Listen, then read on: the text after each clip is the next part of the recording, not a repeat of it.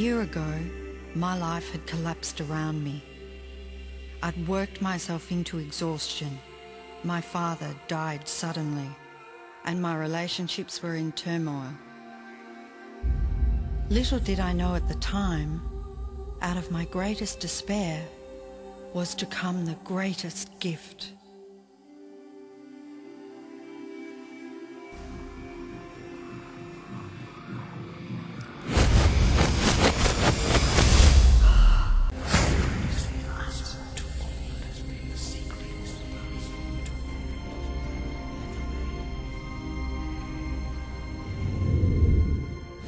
You've probably been sitting there wondering, what is the secret? I'll tell you how I have come to understand it. We all work with one infinite power. We all guide ourselves by exactly the same laws. The natural laws of the universe are so precise that we don't even have any difficulty building spaceships. We can send people to the moon, and we can time the landing with the precision of a fraction of a second. I don't care if you're in India, if you're in Australia, New Zealand, Stockholm, or London, or Toronto, or Montreal, or New York. We're all working with one power, one law. It's attraction.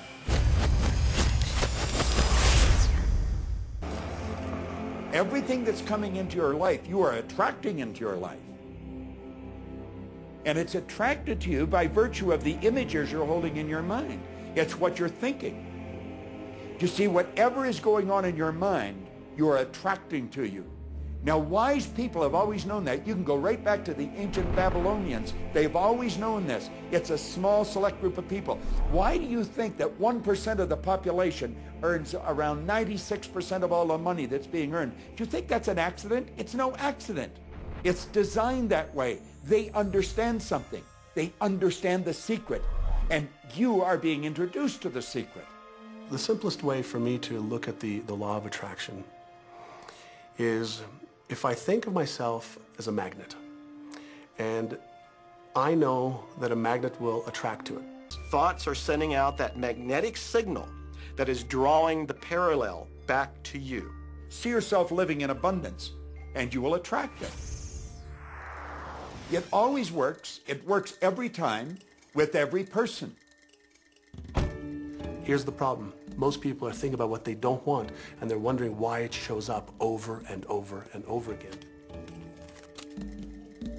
The law of attraction doesn't care whether you perceive something to be good or bad, or whether you don't want it or whether you do want it. It's responding to your thoughts. So if you're sitting there looking at a mountain of debt, feeling terrible about it, that's the signal you're putting out into the universe. Wow, I feel really bad because of all this debt I've got. You're just affirming it to yourself. You feel it on every level of your being. That's what you're going to get more of.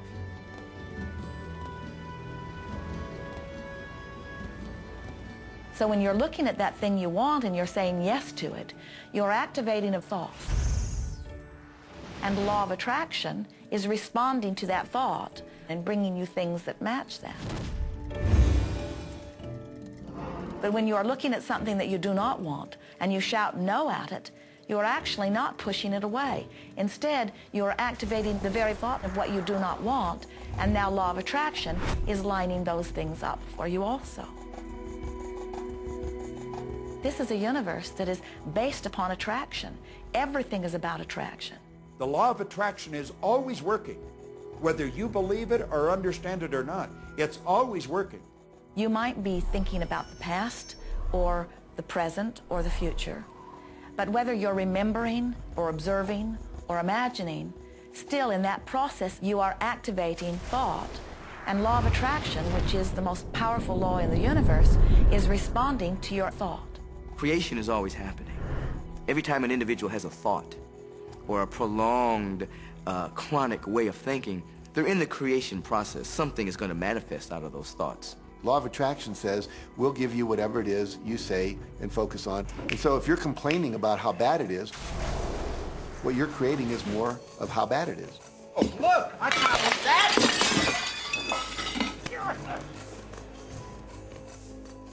I had a student named Robert Robert was a gay man, and he was taking an online course I have, part of which entails email access to me. And he outlined all of the grim realities of his life. In his job, all the people ganged up on him. And it was constantly stressful because of how nasty they were with him. When he walked down the street, he said every block he was accosted by homophobic people who wanted to abuse him in some way. He was wanting to become a stand-up comedian. And when he went out and did a stand-up comedy job, everybody heckled him about being gay. And his whole life was one of a lot of unhappiness and misery, and it all focused around this idea of being attacked because he was gay. I began to teach him that he was focusing on what he did not want. I directed him back to his email that he sent me and said, read it again. Look at all the things you do not want that you're telling me about. And I can tell you're very passionate about this. When you focus on something with a lot of passion, it makes it happen even faster. And then he really started taking this thing about focusing on what you want to heart. And he began really trying it. What happened within the next 6 to 8 weeks was absolutely a miracle. He said that all the people in his office that had been harassing him either transferred to another department, quit working at the company, or started totally leaving him alone, and he began to love his job. He noticed that when he was walking down the street that nobody came up to him and harassed him anymore. They just weren't there. I'm a very, very gay man. When he went and did his stand-up comedy routines, he started getting standing ovations and nobody was heckling him. His whole life changed. Whatever it is you're feeling is a perfect reflection of what is in the process of becoming. And you're getting exactly what you're feeling about, not so much what you're thinking about. That's why people, if they stub their toe out of bed, they tend to spiral. The inquiry into police corruption. The whole day goes like that, you know. They have no clue that a simple shifting of their emotions can change their entire day and life. If you start out having a good day and you're in that particular happy feeling, as long as you don't allow something to change your mood, you're going to continue to attract, by the law of attraction, more situations, circumstances, people that sustain that happy feeling. Good days, bad days, rich get richer, poor get poorer. It's all about what these people are predominantly and continually feeling. You can begin right now to feel healthy. You can begin to feel prosperous. You can begin to feel the love that's surrounding you, even if it's not there. And what will happen is the universe will correspond to the nature of your song. The universe will correspond to the nature of that inner feeling and manifest, because that's the way you feel. So basically what you focus on with thought and feeling is what you attract into your experience, whether or not it's something you want. To you that the creative process is a three-step process. Step one is you must ask for what you want. You do not need to use words to ask. In fact, the universe is not even hearing words from you. The universe is responding completely to your thoughts.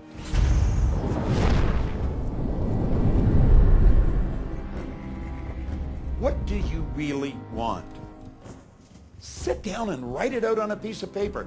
Write it in the present tense. You might begin by writing, I am so happy and grateful now that, and then explain how you want your life to be in every area. The second step is answer, an answer to what you're asking. And that is not your work in your physical form. The universe will do that step for you. All of the universal forces are responding to the thoughts that you have set into motion. Your wish is my command.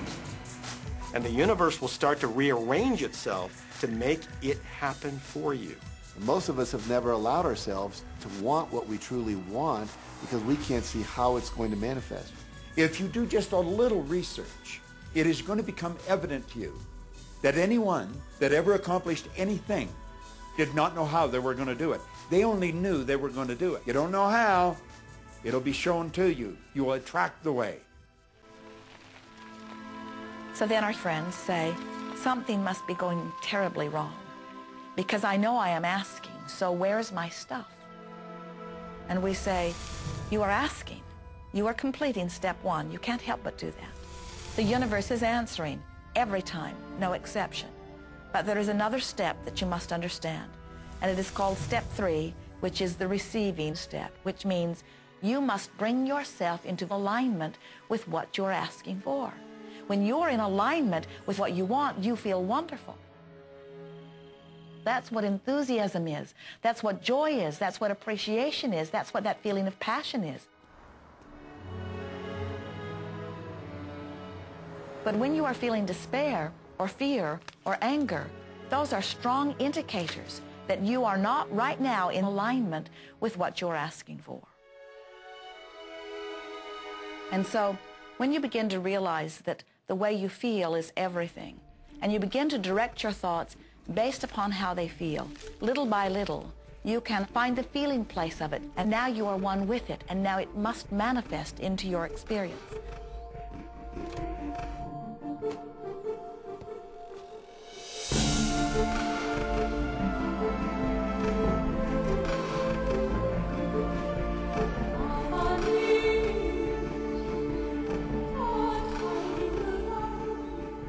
And when you turn that fantasy into a fact, you're in the position to build bigger and better fantasies. And that, my friend, is the creative process. How old you think you might be, the moment you begin to think properly, there's something that is within you, there's power within you that's greater than the world, it will begin to emerge. It will take over your life. It will feed you. It will clothe you. It will guide you, protect you, direct you, sustain your very existence if you let it. Now that is what I know for sure.